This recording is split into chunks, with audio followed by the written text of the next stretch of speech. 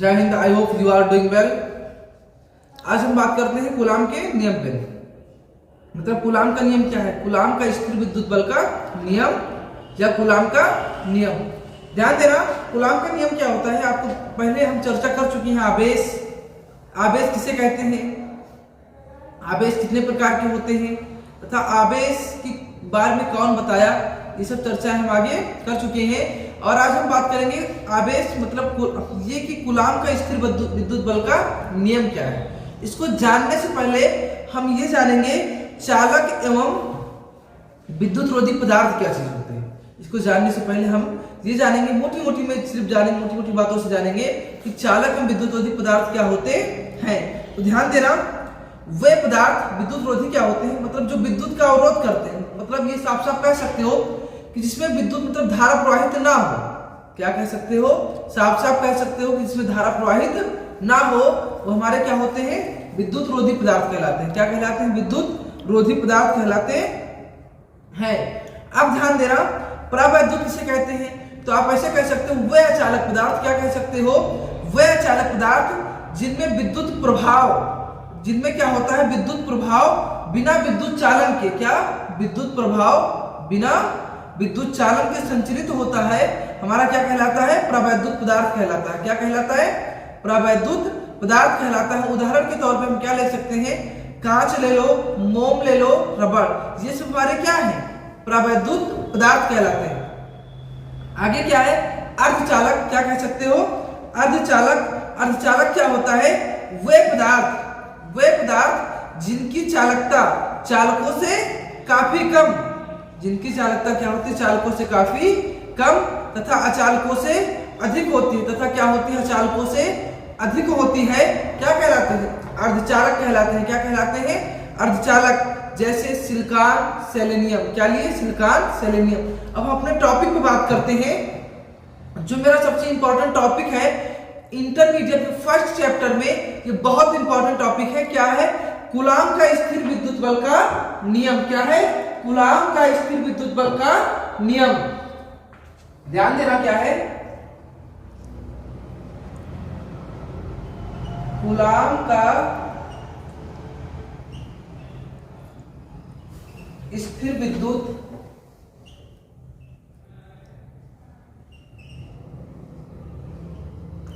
बल का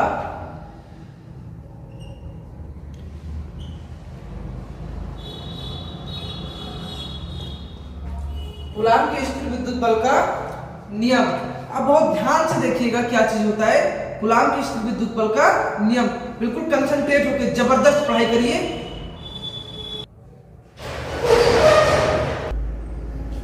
तो हेडिंग क्या है मेरा? कूलाम का स्थिर विद्युत बल का नियम। अब ध्यान देना, क्या होता है जब एक आवेश को क्या करते हैं ना, जब एक आवेश को किसी दूसरे आवेश के पास क्या किया जाता है? रखा जाता है। क्या किया जाता है? रखा जाता है। तो उनके मध्य आकर्षण या प्रतिकर्षण बल कार्य करने लगता है। क्या कार्य करने लगता है? आकर्षण या प्रतिकर्षण बल कार्य करने लगता है। जब एक आवेश को दूसरे आवेश के पास रखा जाता है तो उनके मध्य क्या कार्य करने लगता है? आकर्षण या प्रतिकर्षण बल कार्य करने लगता है। ये उस आवेश की प्रकृति पर निर्भर करेगा कि आकर्षण बल कार्य करेगा या प्रतिकर्षण बल कार्य करेगा। और जो ये बल कार्य करने लगता है, इसी बल को हम स्थिर विद्युत बल का नियम कहते हैं। क्या कहते हैं? इसी बल को स्थिर विद्युत बल का नियम कहते हैं। आइए हम देखते हैं कैसे ये प्रूव करेंगे। ध्यान देना, क्या होता है, हम क्या लिए? प्लस Q1 एक आवेश ले लिए, दूसरा क्या लिए? माइनस Q2 एक आवेश ले लिए, और इनके बीच की दूरी R है। इनके बीच की दूरी क्या है? R है। अभी हम क्या बोले? जब दो बिंदु आवेश को, ये हमारा क्या स्थिर बिंदुवत आवेश है। क्या है? स्थिर बिंदुवत आवेश है। जब दो स्थिर बिंदुवत आवेश को एक दूसरे के क्या किए? पास, मतलब पास मिलाकर कुछ दूरी पर रखे, कुछ दूरी पर रखे, मतलब R दूरी पर रखे, तो इन दोनों बिंदुओं के बीच हमें आकर्षण या प्रतिकर्षण बल का अनुभव होगा। क्या होगा? तो हम कह सकते हैं, ध्यान दे रहे इसको, देखो क्या चीज होता है, इसका एग्जैक्ट डिफिनेशन क्या होगा यहाँ पे। कूलाम के नियमानुसार कूलाम ने क्या बताया था? कूलाम के नियमानुसार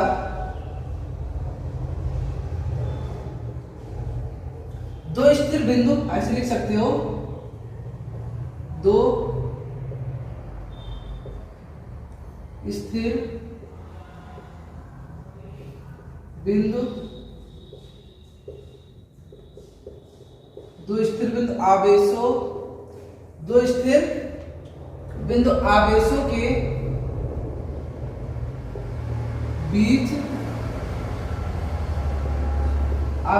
बीच, लगने वाला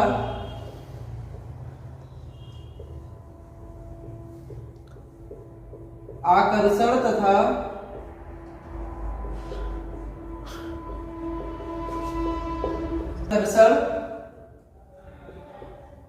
ध्यान देना क्या है, दो स्थिर बिंदु आवेशों के बीच लगने वाला आकर्षण अथवा प्रतिकर्षण बल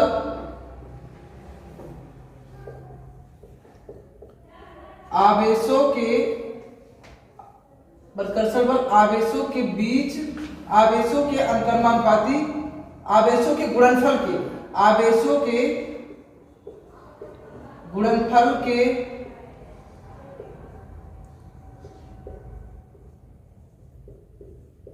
अनुक्रमानुपाती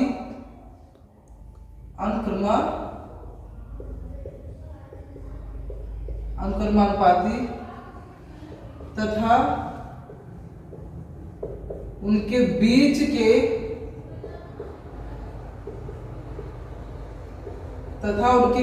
के दूरी के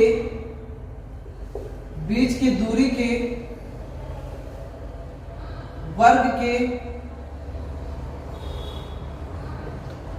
व्युत्क्रमानुपाती होता है तथा उनके बीच के दूरी के वर्ग के व्युत्क्रमानुपाती होता है। ध्यान देना, हम क्या बोले हैं, देखना, दो स्थिर बिंदु आवेशों के बीच लगने वाला आकर्षण अथवा प्रतिकर्षण बल, दो स्थिर बिंदु मतलब Q1 और Q2 आवेशों के बीच कोई आकर्षण प्रतिकर्षण बल लगता है, उनके गुणनफल की क्या लिखा है, उनके गुणनफल के मतलब इन दोनों आवेशों के गुणनफल के अनुक्रमानुपाती, तो बल अनुक्रमानुपाती दोनों आवेशों के गुणनफल के। फिर क्या बोला गया है, तथा उनके बीच की दूरी के वर्ग, मतलब जो r दूरी है, ये क्या दे रखा है, जो r दूरी दे रखा है, इनके बीच के दूरी के वर्ग, तो f इनके बीच की दूरी मतलब दूरी के वर्ग के व्युत्क्रमानुपाती मतलब 1/r² होगा। अब क्या किए, दोनों को एक साथ में ले लेंगे, इसे समीकरण फर्स्ट, इसे समीकरण सेकेंड, तो यहां पे लिख देना समीकरण फर्स्ट तथा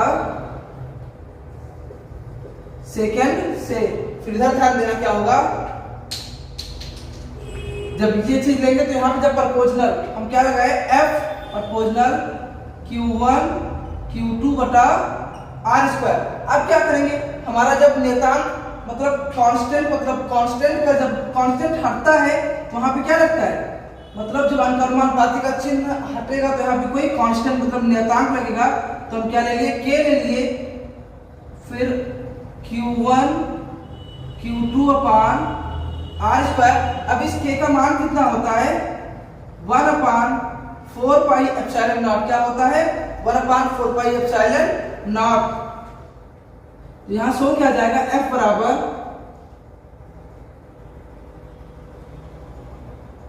क्या हो जाएगा, 1/4πε0 Q1 Q2 बटा r²। यही हमारा क्या जाएगा, कूलाम का फार्मूला आ जाएगा। यही हमारा कूलाम के नियम मतलब कूलाम दो बिंदु आवेशों के बीच लगने वाला आकर्षण तथा प्रतिकर्षण तथा उनके बीच की दूरी के वर्ग के व्युत्क्रमानुपाती होता है। यहाँ पे k हमारा क्या है, जो k है ये स्थिर विद्युत की नियतांक है, जहां k स्थिर विद्युत की नियतांक है, जिसका मान क्या होता है, 9 × 10⁹। क्या होता है, 9 × 10⁹। अब ध्यान देना, इसका मात्रक क्या होगा, न्यूटन मीटर स्क्वायर बटा कूलाम का स्क्वायर। के का मात्रक क्या होता है? न्यूटन मीटर स्क्वायर बटा कूलाम का स्क्वायर होता है। ये आप याद रखिएगा, बहुत इंपॉर्टेंट है। इसका मात्रक ऑब्जेक्टिव क्वेश्चन में बहुत बार पूछा है, कई कॉम्पिटिटिव एग्जाम में भी पूछा गया है, और क्लास 12 के लिए तो बहुत ही इंपॉर्टेंट है। इसका मान एग्जैक्ट इतना नहीं होता है, 8.85 × 10⁹ होता है, लेकिन यहाँ पे 9 × 10⁹ लिखा गया है।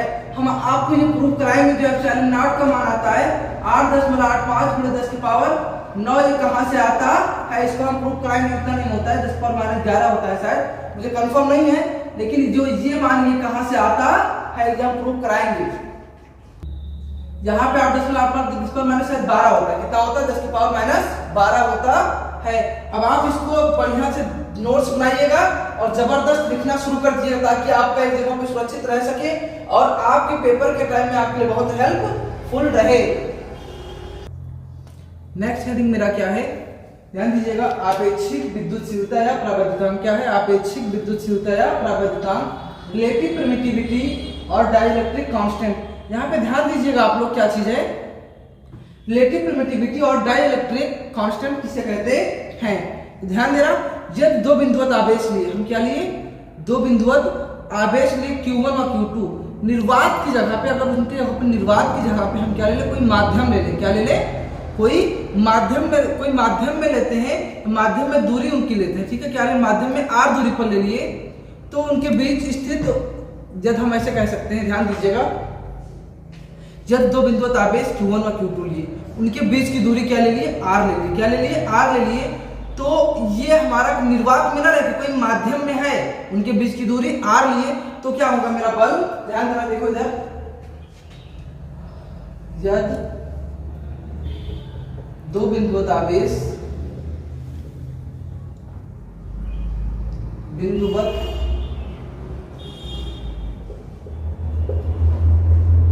जब कोई क्या लीजिए, जब दो बिंदुवत आवेश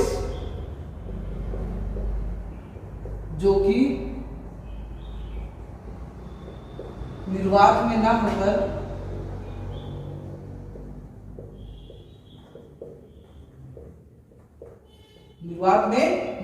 कोई माध्यम,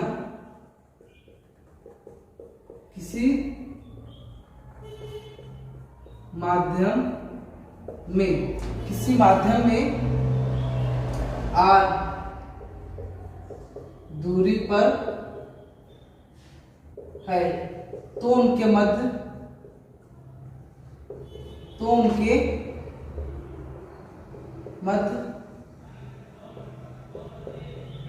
लगने वाला बल क्या हो जाएगा? Fm। हमारा क्या होगा? ध्यान दीजिएगा, Fm बराबर 1/4πε Q1 Q2/r²। इसे समीकरण फर्स्ट मान लेंगे। क्या मान लेंगे? समीकरण फर्स्ट मान लेंगे।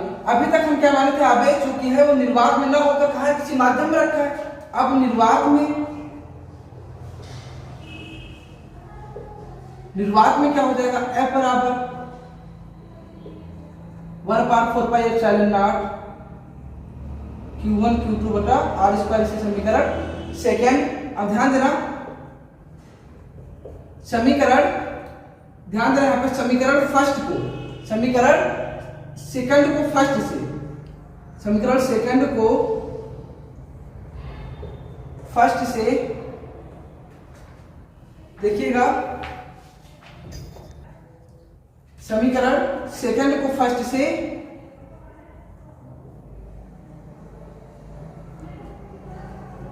भाग करने पर, समीकरण सेकंड को फर्स्ट से भाग करने पर आप कर दीजिए F/Fm बराबर क्या हो जाएगा? 1/4πε0 Q1 Q2 ये मान रखेंगे r² बटा Fm का मान कितना है? 1/4πε Q1 Q2/r²। Q1 Q2 r² से Q1 Q2 r² कैंसिल, 4π से 4π कैंसिल हो जाएगा। अब जो एप्सिलॉन है ये सबसे ऊपर चला जाएगा, तब मेरा क्या जाएगा? Fm बराबर एप्सिलॉन अपान एप्सिलॉन नॉट। हमारा कितना आ जाएगा, इतना आ जाएगा, एप्सिलॉन अपान एप्सिलॉन नॉट। तो हम कह सकते हैं अतः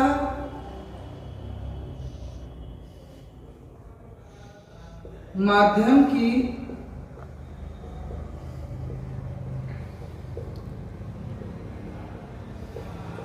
विद्युतशीलता अपान निर्वात की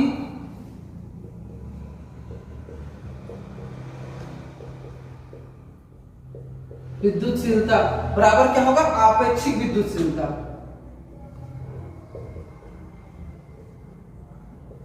आपेक्षिक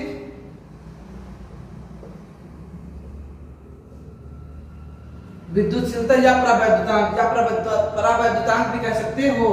एप्सिलॉन अपान एप्सिलॉन नॉट बराबर एप्सिलॉन आर। तब यहां से क्या हो जाएगा, ध्यान देना, एप्सिलॉन बराबर क्या हो जाएगा, epsilon naught into epsilon r, ये आ जाएगा। बहुत ध्यान से देखिएगा, एप्सिलॉन नॉट माध्यम की विद्युतशीलता बटा निर्वात की विद्युतशीलता एप्सिलॉन नॉट बराबर क्या हो जाएगा, आपेक्षिक विद्युतशीलता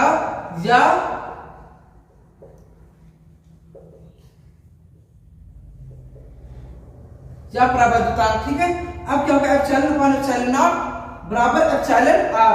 तो एप्सिलॉन बराबर क्या हो जाएगा, epsilon naught into epsilon r क्या हो जाएगा। अब ध्यान देना, यहाँ पे बहुत सही ध्यान देना, इसकी जगह पे इसका मान रख देंगे हम।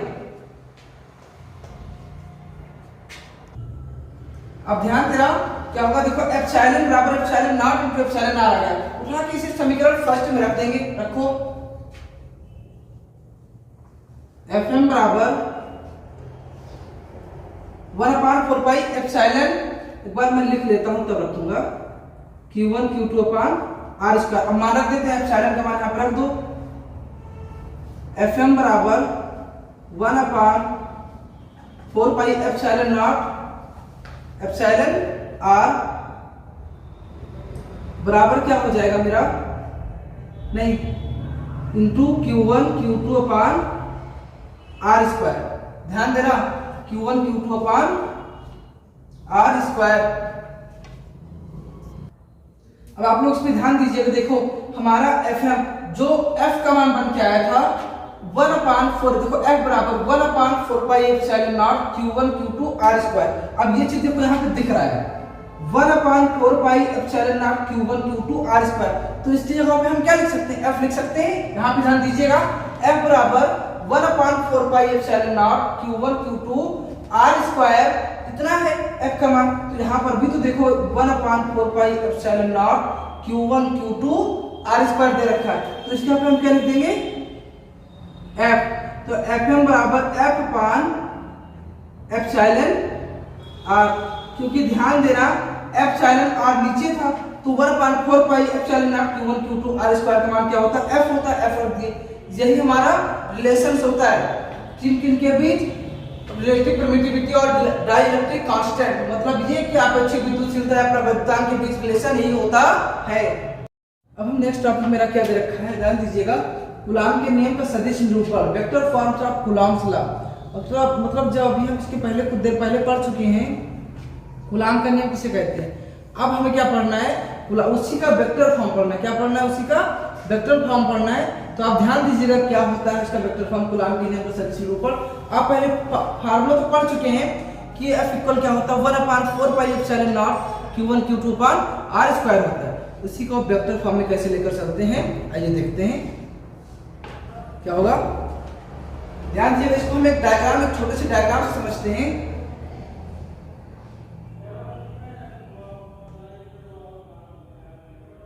क्या लिए हैं, एक आपको पता है ये x एक्सिस होगा और ये y एक्सिस होगा और ये z एक्सिस होगा।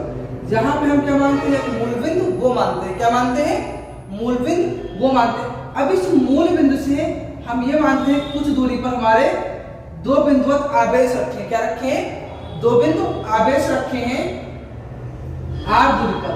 तो इसे r1 मान लेंगे और इसे r2 मानेंगे। r मतलब r दूरी पर रखे हुए हैं। अब ध्यान दीजिएगा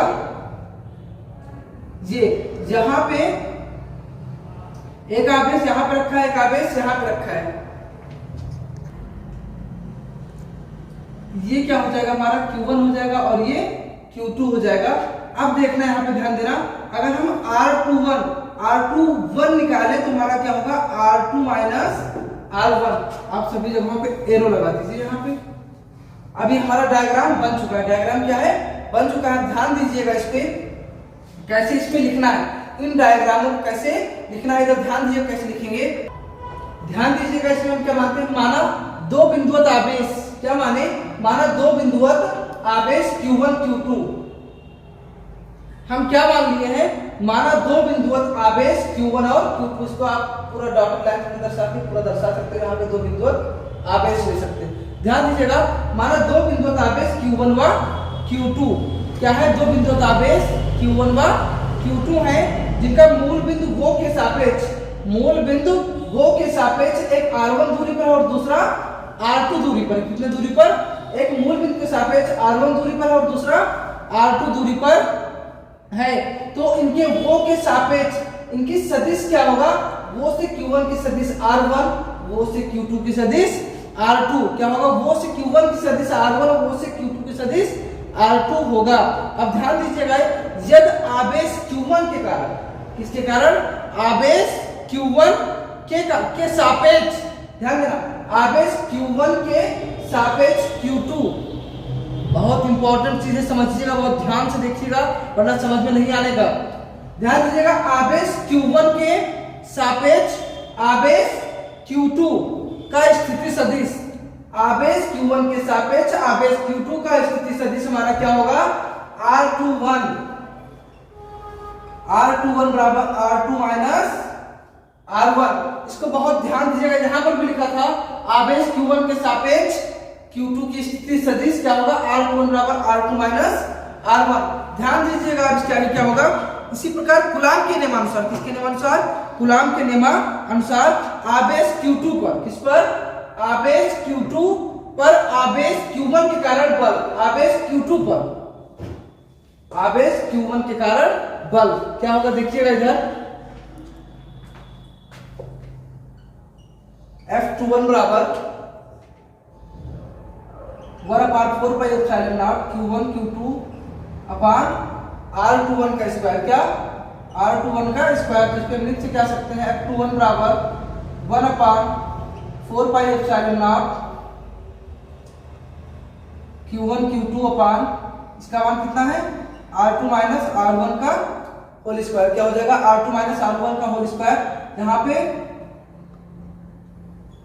R21 का कैप इंटू R21 का कैप बन जाएगा। ठीक है, ध्यान दीजिएगा, अभी हम यहाँ पे बोले हैं जो ये हमारा होगा, ध्यान दीजिए, मैं लिखवाया नहीं हूं, यहाँ पे क्या होगा, आवेश मतलब ये कि Q1 के कारण Q2 की स्थिति सदिश बोला गया है, ठीक है, तब ये चीज लिखा जाएगा। अब तुरंत इसका क्या करेंगे, बैक, मतलब Q2 के कारण Q1 की स्थिति सदिश, क्या, Q2 के कारण Q1 की स्थिति सदिश। तो इसकी जगह पे जो यहाँ पे किए थे, अब ध्यान देना इस पे, इसी प्रकार आवेश Q1 के कारण, किसके कारण, आवेश Q1 पर आवेश Q2, आवेश Q1 पर आवेश Q2 के कारण बल क्या होगा, आवेश Q1 पर आवेश Q2 के कारण बल। तो ध्यान देना क्या होगा, आवेश Q1 के कारण Q2 पर बल। तो जो इसका R21 निकाले थे, यहाँ पे हम क्या एकांक सदिश निकाले थे, तो ये क्या हो जाएगा, R12 क्या हो जाएगा, R12 बराबर R1 माइनस R2।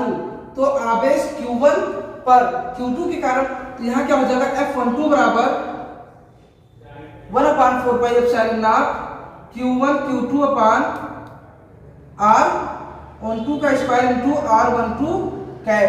ध्यान देना, R12 का मान रख देंगे, F12 बराबर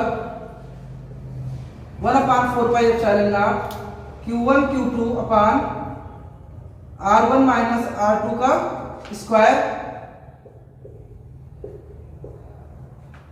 इंटू R12 कैप। इसे समीकरण फर्स्ट मान लेना, इसे समीकरण सेकेंड।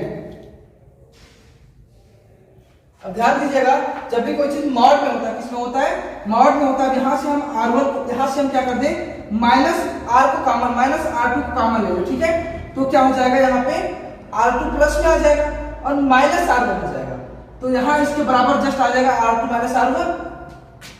तो हम कह सकते हैं, एक बार देखना, ध्यान से देखना, अगर क्या करें F12 बराबर माइनस F21 हमारा हो जाएगा, क्या हो जाएगा, और ये एक दूसरे से लोग कट जाएंगे। देखना कैसे, जहां पे देखो मॉड में कोई भी वैल्यू लेते हैं, जैसे क्या लिया हम, ध्यान देना इधर इस तरफ, -4 बराबर 4 हो जाता है, क्या होता है, -4 बराबर 4। अब क्या करेंगे, माइनस R2 प्लस R1, इतना दे रखा था, यहाँ से माइनस को कॉमन लेंगे हम, तो क्या माइनस कॉमन आ जाएगा, तो हमारा क्या हो जाएगा R1 माइनस R2। सेम ऐसे ही हम क्या किए यहाँ पे, ध्यान देना, यहां से R2 माइनस R2 को थोड़ा मतलब माइनस को कॉमन लिए, क्या कर दिए, माइनस को कॉमन ले लिए, तो R2 माइनस R1 हो गया। फिर क्या किए, एक दूसरे को बराबर इक्वली में कर दिए, तो ये एक दूसरे से क्या हो जाएंगे, क्लास हो जाएंगे। हमारा बचेगा क्या, F12 इक्वल माइनस F21 की, यही मुझे प्रूव करना था, या यही मुझे दिखाना था।